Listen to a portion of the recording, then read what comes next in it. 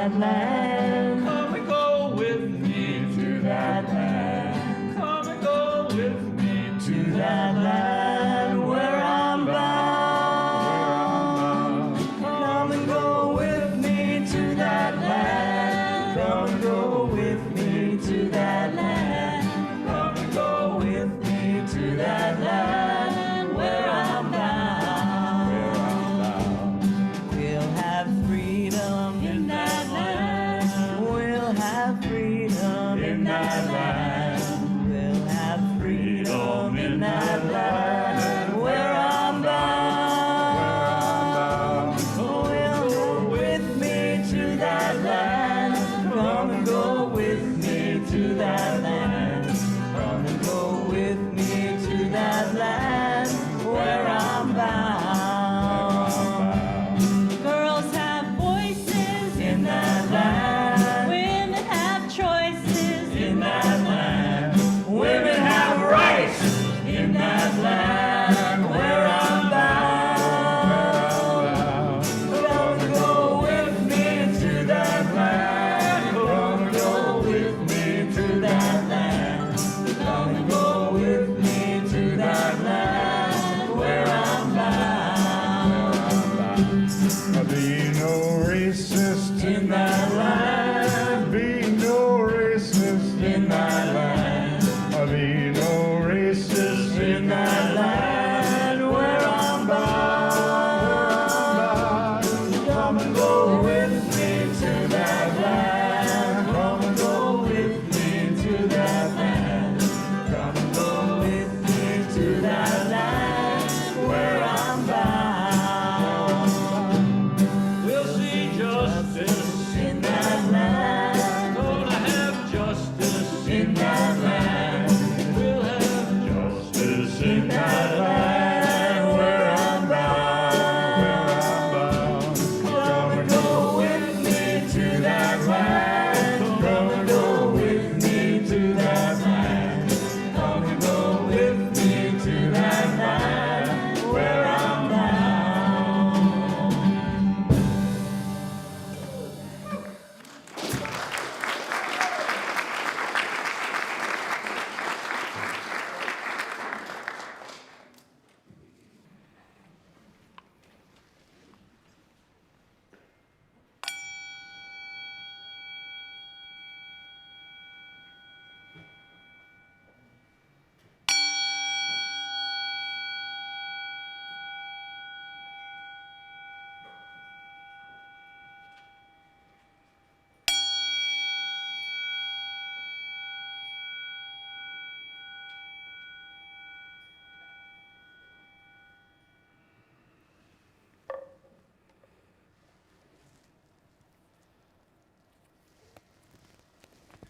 Good morning. We are so glad that you are here with us. Welcome to the Unitarian Universalist Church of Annapolis. I'm Jane Carrigan, your lay leader for today. I'm substituting for Karen Murphy-Cadell, who couldn't be with us today because she is feeling ill. Please be well, Karen. At UUCA, we are a home for people of varying faith beliefs, free thinkers and atheists, united by our covenant and our UU principles. We celebrate the inherent worth and dignity of every person and invite you to bring your whole self, your whole identity, your race, your ethnic heritage, sexual orientation and relationships, gender identity, and all lived experiences into our beloved community. I'm excited today to welcome Max Oakes, a longtime member of our congregation who will be leading today's worship. Max began his association with UUCA's Liberal Religious Youth, LRY, in 1956, when he was 15. He worked for decades at Anne Arundel County's Anti-Poverty Agency and the Anne Arundel Conflict Resolution Center. He has a master's in humanities from St. John's College and styles himself as a primitive American guitarist. I'd also like to extend a special welcome to Max's family members who are visiting with us today and will be participating in today's service. Whether you are here with us today in our sanctuary or are joining us by Zoom, we welcome you. And now, let us turn our hearts and minds to worship by lighting our chalice. I start with this poem, The Storing of the Soul by Reed Whittemore. The American soul has been stored under the stairs in a box with the mittens and scarves for the longest time. We couldn't think where we had put it. We looked in the attic and the cellar and in the garage and then found it at last, as I say, under the stairs. Why would anyone store a poor spiritual soul there, we wondered. It was ever so slightly creased and decreased, but it was perfectly safe, we were sure. We put it back in the box there. I have been checking it Fridays just to make sure it isn't departing, and see no change in it at all, except in its color, which is less. Of its continuing immortality, I have made sure by adding more mothballs. But do you think there is a chance that we will have need of it? I ask because I think if I should air it, a soul is not at its best when it is heavy with mothballs.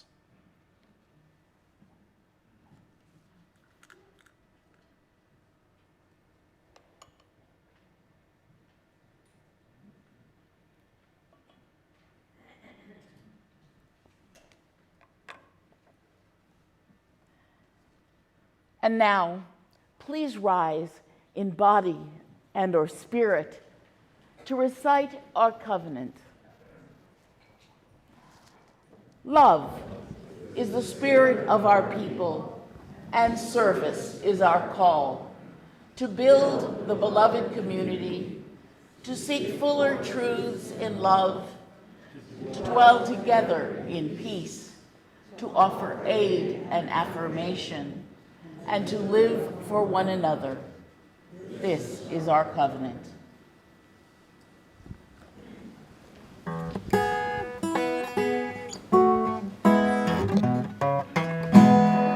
All souls welcome here.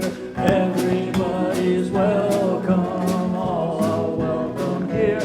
What does that mean? It means you and me. All souls welcome here. Rich or poor we gather, all souls welcome here. Young and old together, all souls welcome here. Just like a tree standing by the water, all souls welcome here.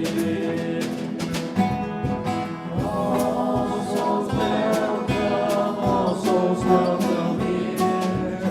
Everybody's welcome, all are welcome here. What does that mean? It means you and me. All souls welcome.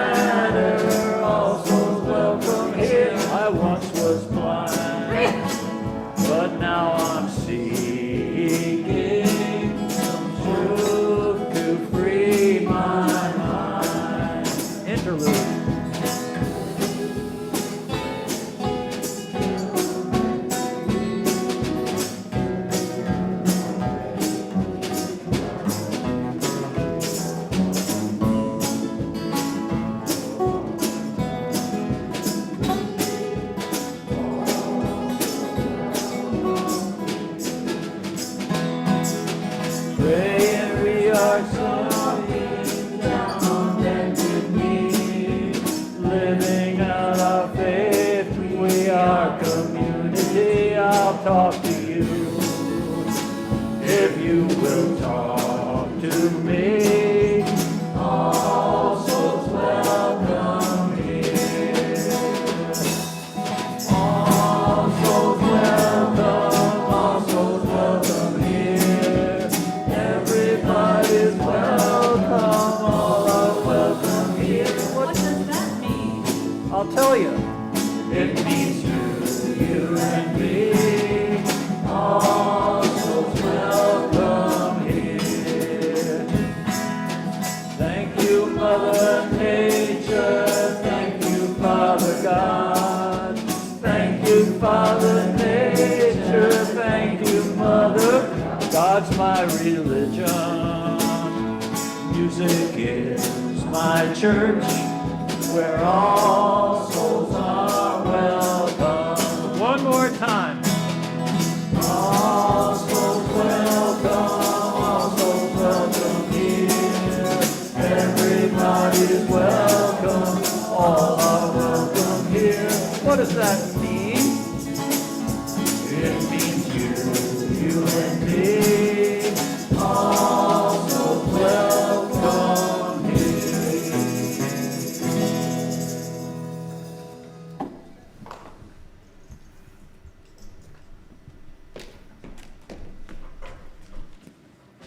Hello, my name is Ella. My name is Greta, and we are Max's granddaughters, and we're here to do the Wonder Box. Do we have any kids out in the audience that would like to help us out here?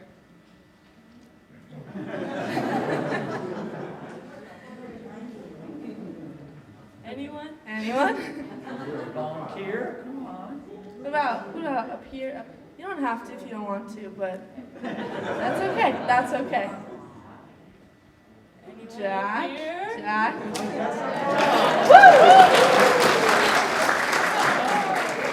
All right. What is your name? I'm Jack Vitek. I'm also a grandchild of Max. And how old are you? I am 17. Thanks, Jack. Okay. Want to open that up? Oh, yes. Oh, my goodness. Okay, take out one of these things down here. Whoa. What is this? So, that's a great question, Jack.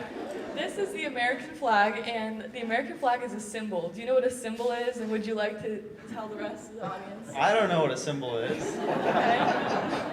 A symbol is something that stands for something in a way that's meaningful to people. The American flag stands for freedom and independence, and on July 4th, we celebrate the birthday of America and the independence of America. Do you want to reach back into the box? Well, let's go back in. What's this You thing? can open that up. You can open that up and pull it out. Oh, my goodness. Is this a 50-cent coin? Yes. And do you know what that is on the 50-cent coin? No, I don't. What is that? There's an eagle on here, and how many wings does an eagle have? Two. Two. It has a left and a right wing, and it needs both to fly. So that's another symbol.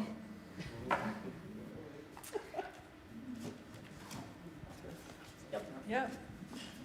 These Truths by Joe Lepore, a book. Wow. What is this book?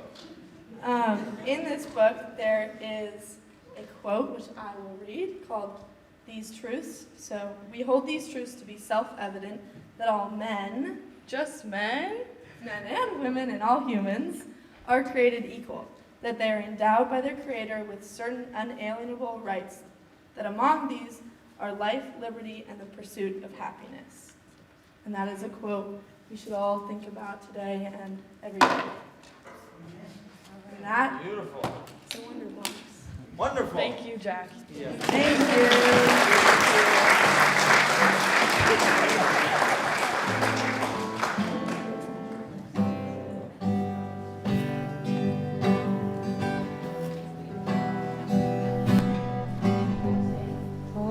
I hear America singing. Oh, I hear America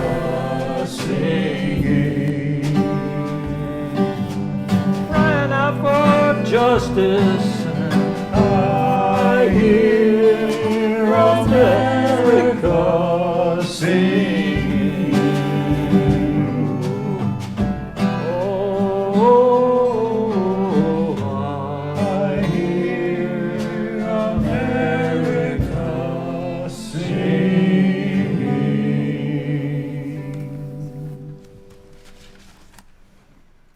What a treat we have today with our wonderful music. Thank you, Max.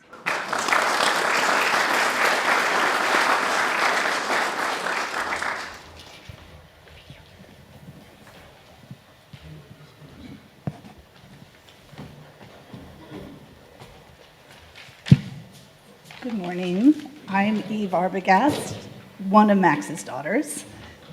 And I'm Jessi Arbogast, and we are both here to celebrate today with Max. And we're going to do a reading from It Matters What We Believe by Sophia Lyon Fons. Some beliefs are like walled gardens. They encourage exclusiveness and the feeling of being especially privileged. Other beliefs are expansive and lead the way into wider and deeper sympathies. Some beliefs are like shadows, clouding children's days and fears of unknown calamities. Other beliefs are like sunshine, blessing children with the warmth of happiness. Some beliefs are divisive, separating saved from unsaved, friends from enemies. Other beliefs are bonds in a world community where sincere differences beautify the pattern. Some beliefs are like blinders, shutting off the power to choose one's own decisions. Other beliefs are like gateways opening wide vistas for exploration. Some beliefs weaken a person's selfhood. They blight the growth of resourcefulness. Other beliefs nurture self-confidence and enrich the feeling of personal worth. Some beliefs are rigid, like the body of death, impotent in a changing world. Other beliefs are pliable, like young sapling ever growing with the upward thrust of life. Thank you.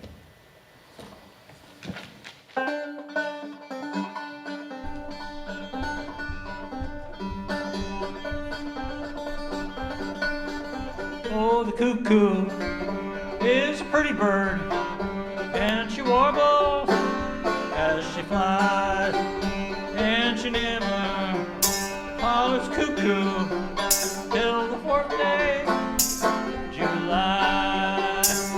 I don't believe what most folks do, but that makes me odd. But what I do believe, that's between me and God. There ain't no heaven, and there ain't no burning hell. Where I go when I die, there can't nobody tell.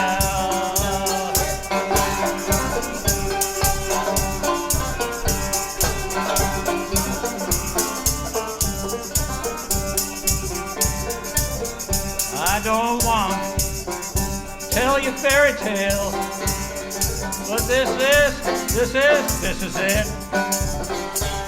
Existence on the earth, it's all we're gonna get. Sometimes I wonder what makes women love men. Other times I wonder what makes men love them.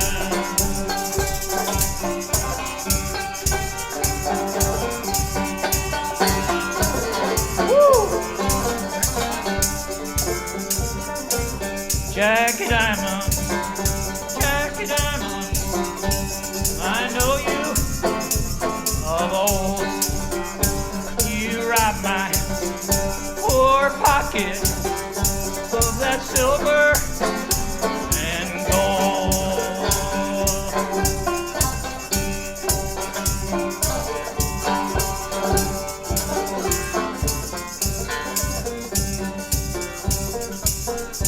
Oh, the cuckoo is a pretty bird, and she warbles as she flies, and she never hollers cuckoo till the fourth day of July.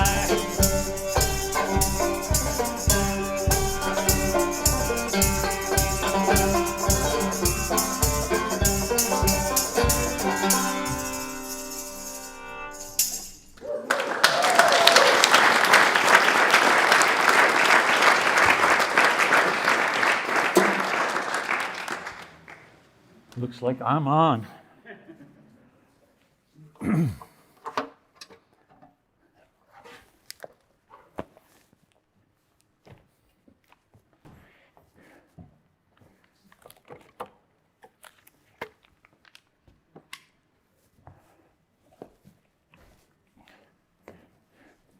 Thank you, Mark Twain.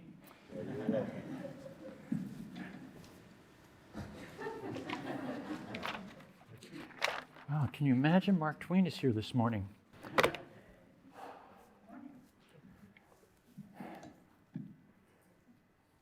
An honor it is to be invited here to speak to you, my fellow UUs, to speak from this free pulpit on the eve of America's birthday. Speaking of speaking, here's what American humorist Mark Twain said about speaking. There's nothing in the world as persuasive, like persuasive speech to fuddle the mental apparatus. So I hope Max will avoid motivational rhetoric. Thank you, Mark Twain, for that caveat. I hear you. Like many of us, I come to church thirsty and hungry. Thirsty for fellowship, hungry for hope. In this precarious chapter of our nation's history, I'll do my best to air out the American soul, but I cannot honestly offer us blessed assurance. I can only urge us all to be kind, to wear a mask, and to please vote. That I am allowed to speak my beliefs about America this morning without getting arrested means we still enjoy freedom of speech. In America, we don't have to worry about some authoritarian thug trying to poison or kill us. We can still write letters to the editor, criticizing leaders and not fear disappearing. However, I remember well being thrown into a New York City jail in 1965 for protesting America's policy in Vietnam, where we were killing teenagers loyal to Ho Chi Minh, who in my view held the higher moral hill. Just as there are good and bad kinds of cholesterol, there are good and bad kinds of ego, and there's good and bad kinds of government policies. The same holds true for beliefs. It matters what you believe. You must believe, wrote the poet Oliver Wendell Holmes to his son, Oliver Wendell Holmes Jr., who became the Chief Justice of the Supreme Court. Oliver Wendell Holmes wrote his father back, "Father, I no longer believe in belief." Oh, that made him furious. How dare you talk to your father like that? The conservative hero Edmund Burke famously said, "My country, right or wrong?" But that was only the first half. The second half went, "Right, I'll defend it. Wrong, I'll correct it." Why do we neglect to quote that second part? That's what makes a good citizen. John F. Kennedy said, "Ask not what your country can do for you, ask what you can do for your country." Excuse me, I'm a little nervous up here.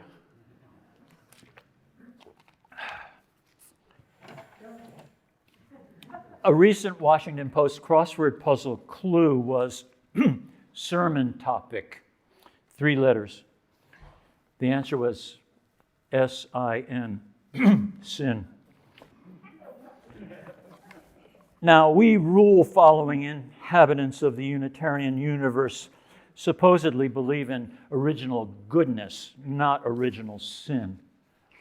But when we face it, chief among America's sins as a nation was the taking, our taking, of this land, which used to be lived upon by various indigenous populations of tribes and nations.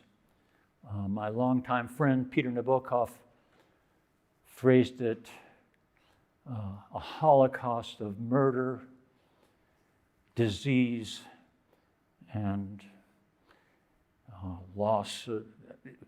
While that was being accomplished, we, the people, installed a system that depended on slavery as an economic engine.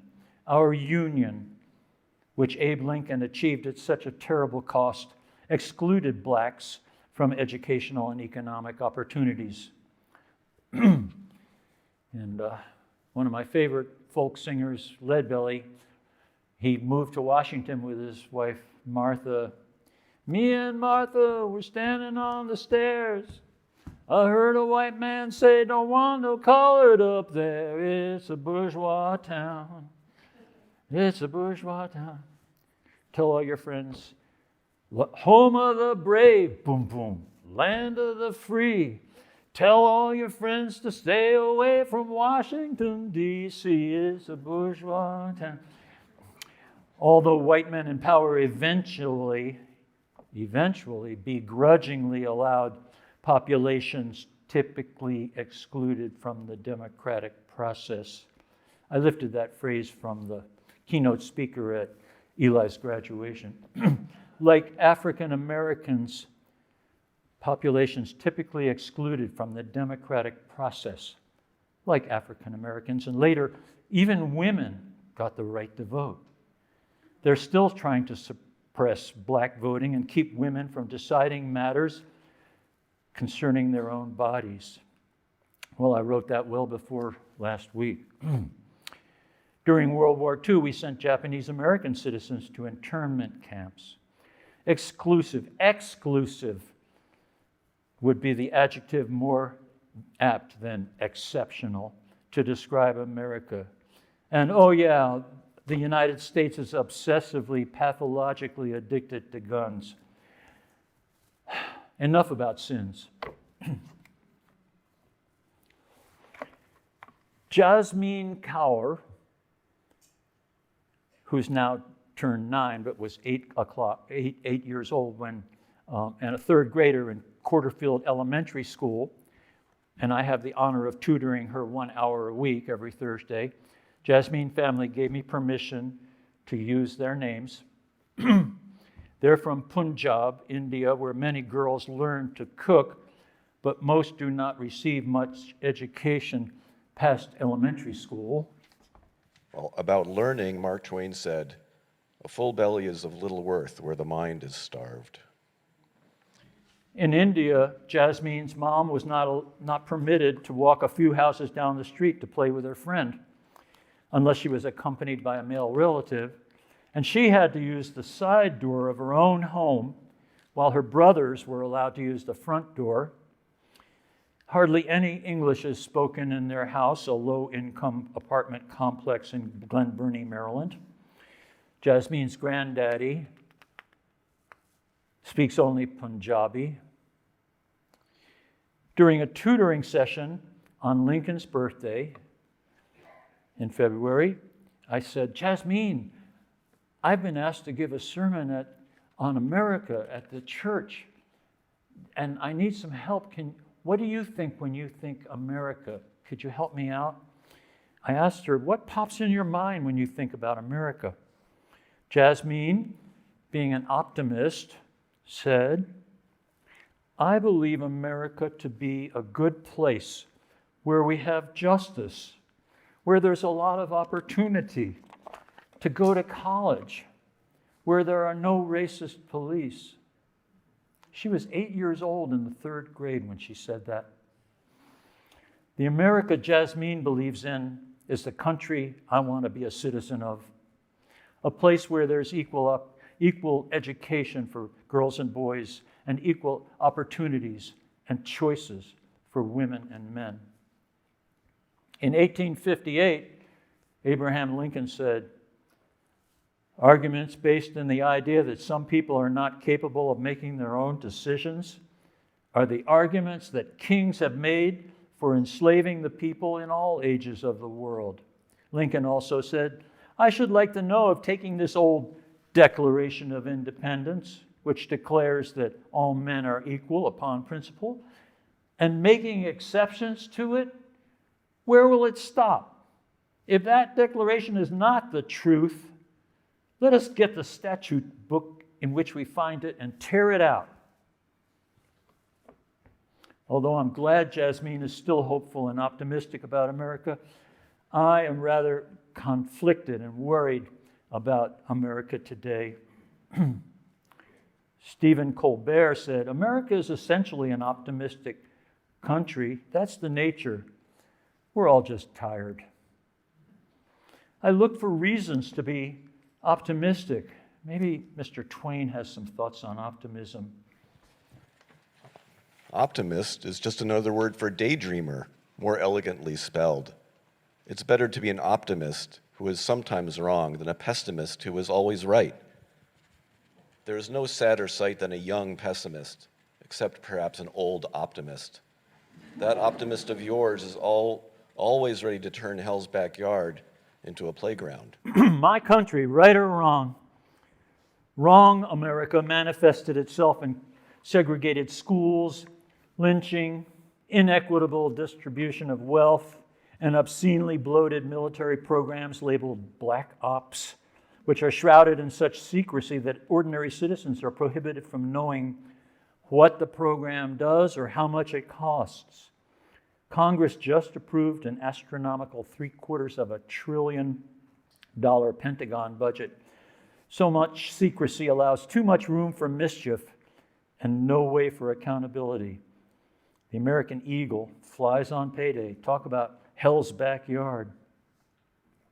I believe that constantly declaring ourselves exceptional is obnoxious arrogance.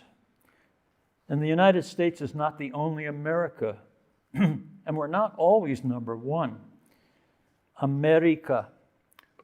Our Spanish teacher said, you shouldn't, when you go down to Mexico or Costa Rica or someplace, and where you're from, you say, "I'm American." Say, Estados Unidos. That means the United States. Make it clear. America also comprises Mexico, El Salvador, Ecuador, more. Purple mountains in Ecuador or China are equally majestic to our own. Great and wise ideas have been expressed in every country's culture and language. Travel is fatal to prejudice, I say. Travel is fatal to prejudice. Autocratic nations monitor, censor, shut down, and police their citizens' internet activity. Not too long ago, it seemed possible to believe in that exceptional idea about America, but now the internet has made us all citizens of the world. Once upon a long time ago, America got her news from the press. Now we all partake of the World Wide Web. We must vet our sources as we inform ourselves, otherwise we merely choose our news most congruent with our already held views. I'm about to give a kind of difficult quote from The Origins of Totalitarianism by Hannah Arendt. It's a little awkward, but the ideal subject of totalitarian rule is not the convinced Nazi or the convinced communist, but people for whom the distinction between fact and fiction, i.e., the reality of experience, and the distinction between true and false, i.e., the standards of thought, no longer exist. The distinctions no longer exist between true and false, fact and fiction. That's the person that we're having a lover's quarrel with. Christopher Hitchens, when he called a certain kind of dialectical honesty is required of us, that we accept fact, science, and the imperative expressed in our UU principles, to seek the truth in love, to seek the truth with love. We're having a lover's quarrel. The right wing is having a lover's quarrel with the left wing.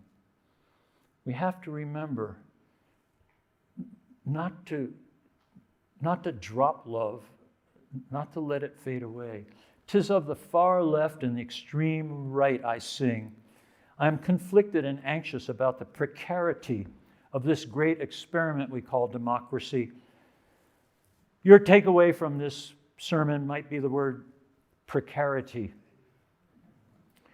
If the way we are mishandling COVID is any indication about our collective ability to resolve big problems, how will America deal with climate change? I want to find reasons to be hopeful for all the children and grandchildren, like Jasmine and both Jacks and Jem and Jessi, and all the other ones whose names don't start with J. Also bright and beautiful, inheriting a world filled with conflict and wonder. Precarity. If we allow democracy to die, there will be no buffer like the First Amendment between us and the autocrats like Putin, warlords, gang leaders, whom the world observes killing protesters with impunity. Just as we need air, we need freedom, and we need laws, and we need to accept factual science and the imperative expressed in our UU principles to seek the truth in love. It is required of us to emulate Harry S. Truman, HST. The sign on his desk read, "The buck stops here." To Thomas Jefferson's injunction to follow truth, let us add courage to acknowledge the truth.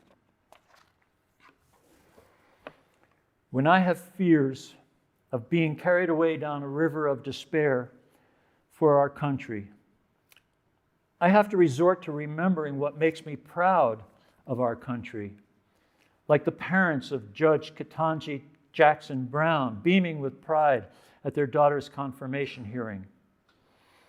Sometimes I have to recite names of fellow citizens I admire, telling them to myself like beads on a rosary. Harriet Tubman, Eleanor Roosevelt. Oh yeah, she makes me feel proud to be an American. Duke Ellington, James A.G., James Baldwin, Martin Luther King, RBG, Ruth Bader Ginsburg, Mrs. Evola S. Peters, George Gershwin, Aaron Copland, Nina Simone. Also transcendentalists like Emerson, Thoreau, who pronounced his name Thoreau, and W.H. Channon, who imbued our Unitarian faith in the innate goodness of humanity, and the pragmatists like Charles Peirce, who pronounced his name Peirce, the professor and inventor of modern statistics. He taught at Johns Hopkins. One of his students there, John Dewey, I learned from one of his students there, John Dewey, I learned to bear the burden of incertitude. I'm comfortable with a little uncertainty on my shoulders. His book, The Quest for Certainty, eschewed distinctions between appearance and reality, theory and practice, knowledge and action, fact and value, and instead tried to address the problems of men, by which he meant people. American pragmatism says, if it works okay, go ahead and use it. So I speak American English, I root for the nearby teams. Occasionally I write a letter to the editor. The buck stops here. Yes, there are at least two sides to almost everything. I offer no prescriptions for reconciliation between the opposing sides of our divided country. Fair and balanced, however, doesn't mean allowing patently false disinformation to be accorded equal time. We can choose to practice a certain kind of dialectical honesty with regard to climate science, COVID vaccine science, election evidence, and established fact. I'd like to posit that we still do hold certain truths to be self-evident. Facts matter. Truth matters. Black lives matter. Grandchildren matter. At some point, each one of us, being good pragmatists, must decide to stop the buck and grab the buck by the horns of its dilemma and wrestle it down to earth. Every moment, with every beat of our heart, truth begins anew in our mind's ear. If we try, we can hear it ringing. May it be so.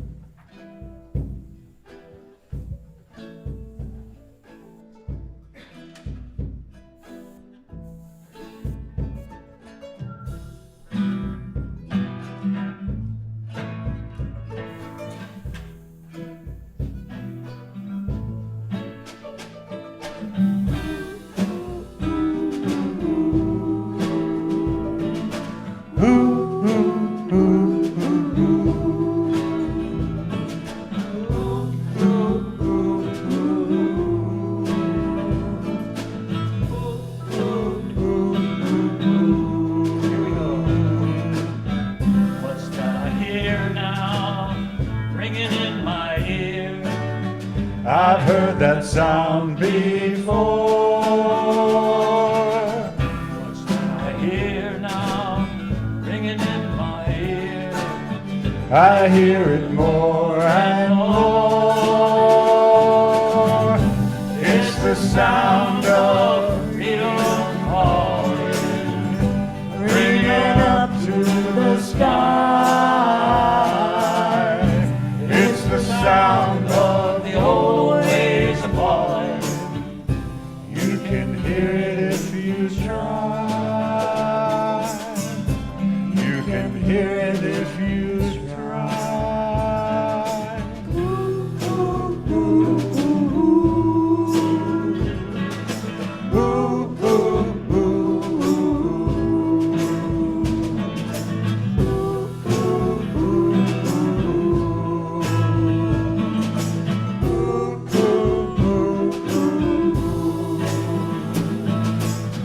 What's that I see now, shining in my eyes? I've seen that light before.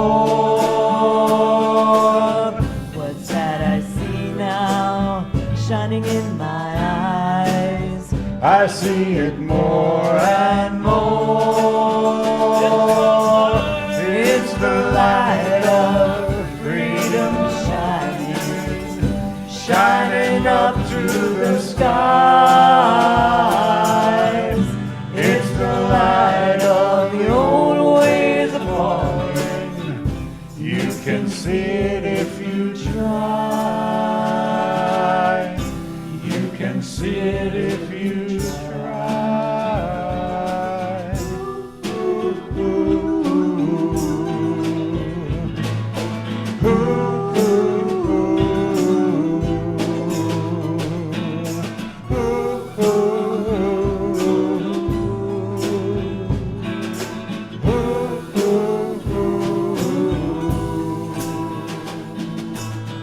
what's that I feel now, beating in my heart? I felt that beat before. What's that I feel now, beating in my heart? I feel it more and more. It's the light of freedom calling, climbing up to the sky. It's the rumble of the old ways of falling. You can feel it if you try. You can see it if you try. Hear it. You can hear it if you try.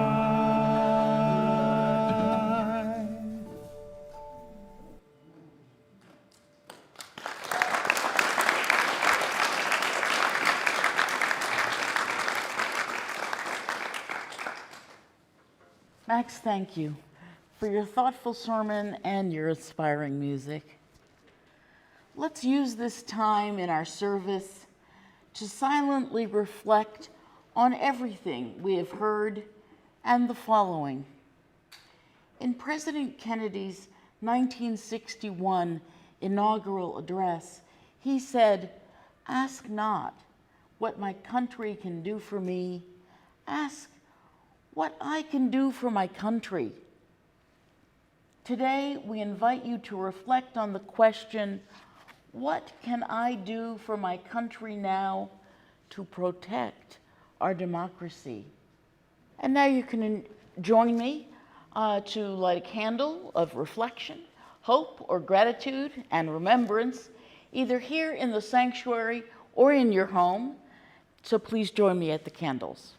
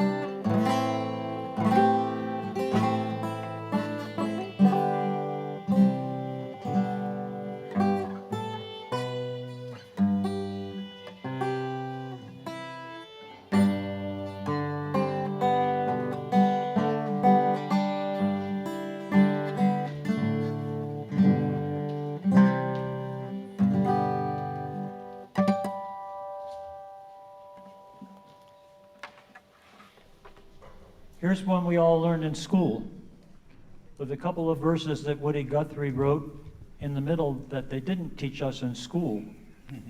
Ready?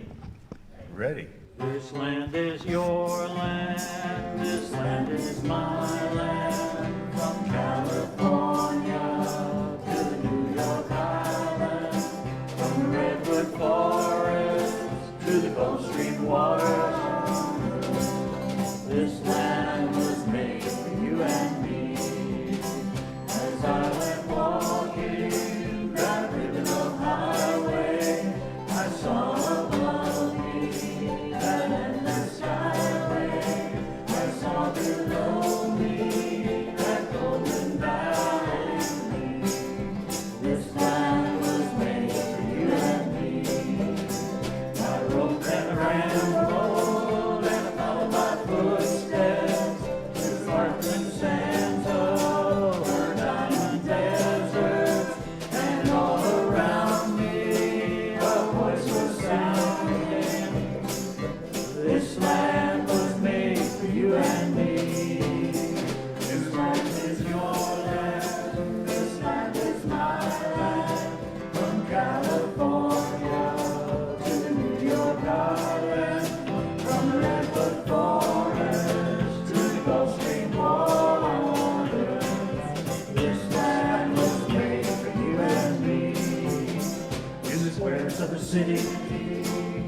sat on the steeple in the relief line. I saw my people, they stood there hungry. I stood there asking, is this land made for you and me? They had a big wall there, it tried to stop me. They had a big sign there, saying private property. But on the other side, it didn't say nothing. That side belongs to you and me. The sun came shining, and I was strolling, and the wheat fields waving, and the dust clouds rolling. As the fog was lifted, a voice was chanting, this land was made for you and me. This land is your land, this land is my land. From California to New York Island, from redwood forest to the Gulf Stream water. This land was made for you and me.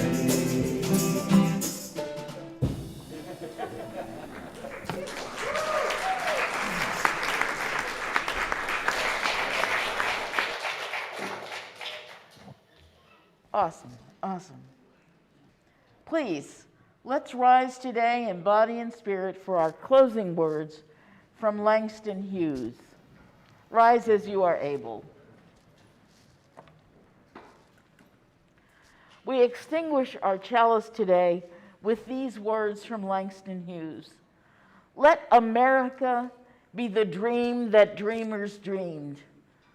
Let it be that great song, strong land of love, where never kings connive nor tyrants scheme, that any man be crushed by the one above. Never. Please turn and greet your neighbor